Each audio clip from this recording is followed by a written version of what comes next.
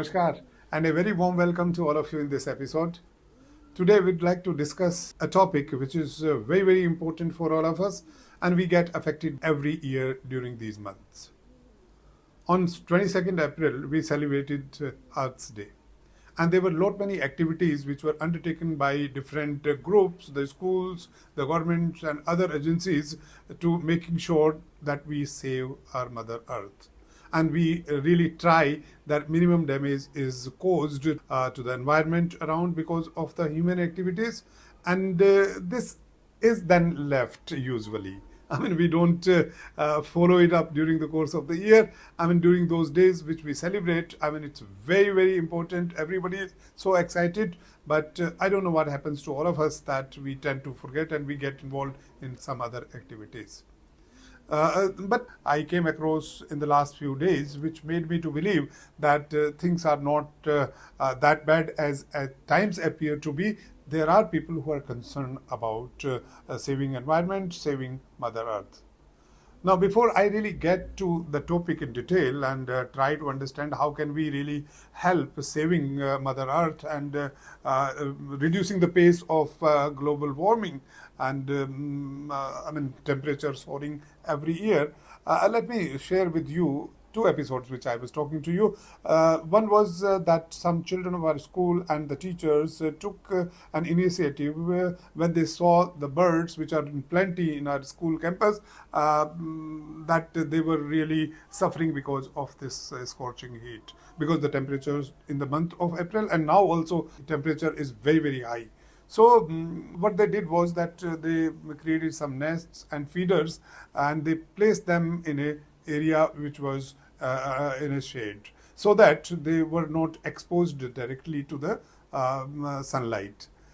और जब मैंने बच्चों को ये करते हुए देखा and I spoke to them, they were very concern about कि हम लोग तो फिर भी अपने कमरों में बैठ जाते हैं, अपने घर में बैठते हैं, हमारे पास शेड है, हम एसी चला सकते हैं, हम पंखे चला सकते हैं, बट इन बर्ड्स के पास या जो हमारे एनिमल्स हैं उनके पास तो कुछ भी नहीं है. So at least we can try to saving them from this scorching heat by providing some nests and feeders जहाँ पर छाया है या जहाँ पेड़ों के बीच में उन्होंने ये लगाए थे.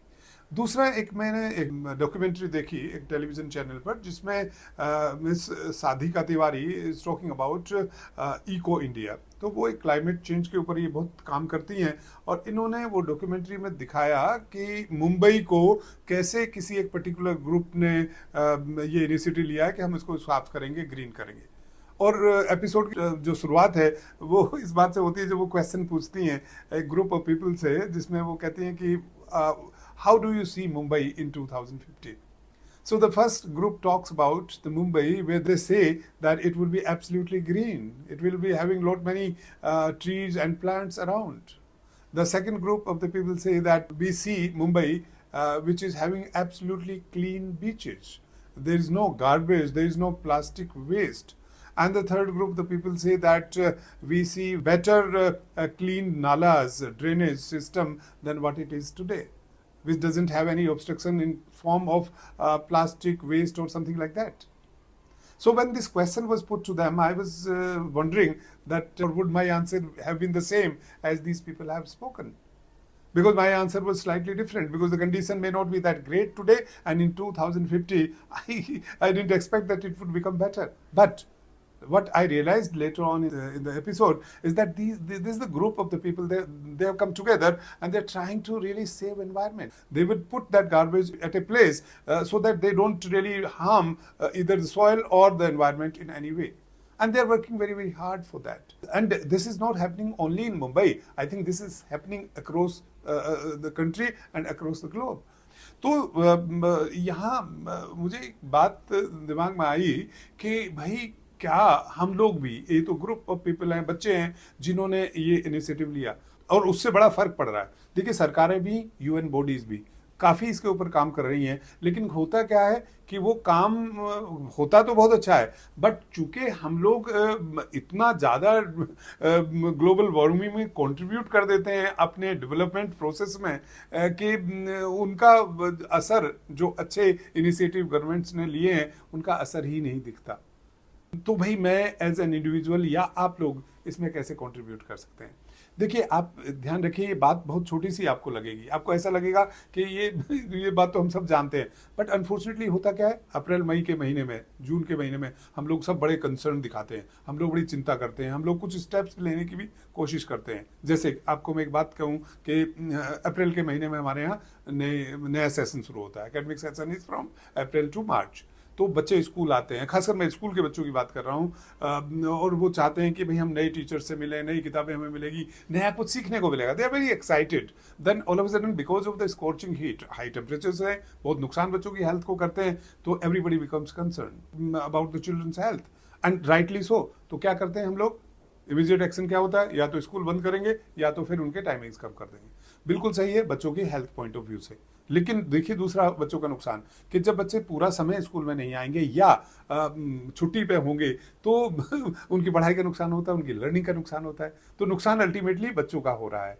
और दूसरा मेरा एक क्वेश्चन अपने आप से भी और आप सब लोगों से भी, कि अगर ये तो हमने इमीडिएट स्टेप ले लिया, but what more can we do so that we need not to close the schools or we need not to reduce the timings of the school next year? क्या टेम्परेचर अगले साल कम हो जाएगा बिना हमारे कुछ करे? क्या टेम्परेचर 10 साल बाद उतना नहीं बढ़ा होगा जितना कि बढ़ेगा अल्टीमेटली? तो इसके लिए करें क्या फिर हम? तो सबके सवाल भाई हम क्या करें? जब भी टेम्परेचर बढ़ता है हम सब लोग क्या करते हैं? कार में एसी चलाते हैं, घरों में एसी चलाते हैं, तो the use of the ACs and fans increases during the summer time, क्योंकि हमें बड़ा ही डिस्कम्फर्ट होता है जब हम गर्मी में बैठे होते हैं।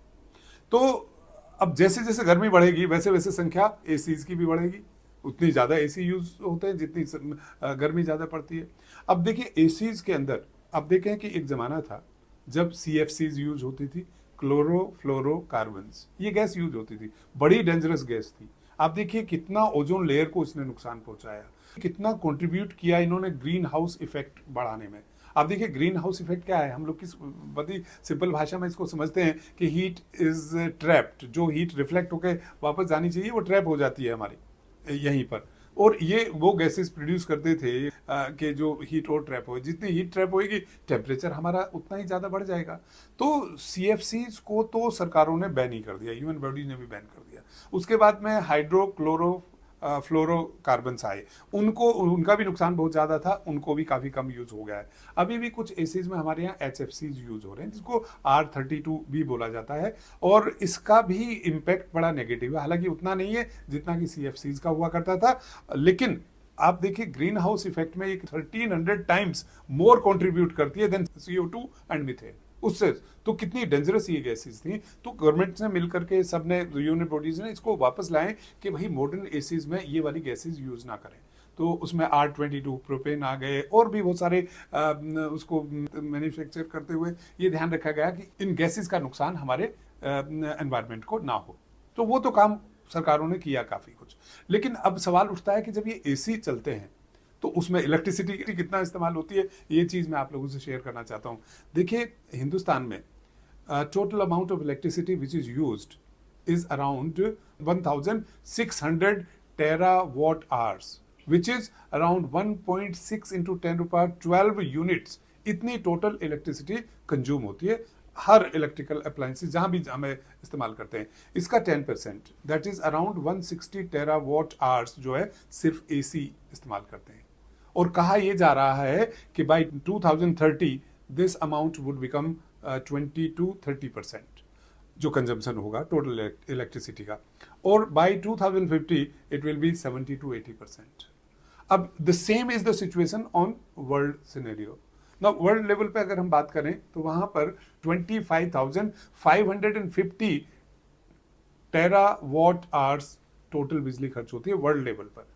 उसका 10% again 2,550 is used only by ACs.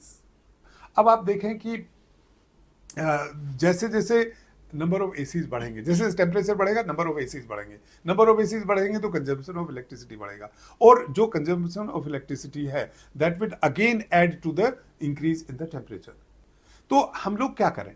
हम लोग सिर्फ ये कर सकते हैं कि जो इलेक्ट्रिसिटी कंजम्पशन बाय एसीज है या जो नुकसान हो रहा है by these gases to the environment, हम उसको कम कर सकते हैं। हम बिल्कुल रोक दें वो संभव नहीं है, गर्मी पड़ रही है एसी की जरूरत पड़ेगी, हम लोग चलाएंगे।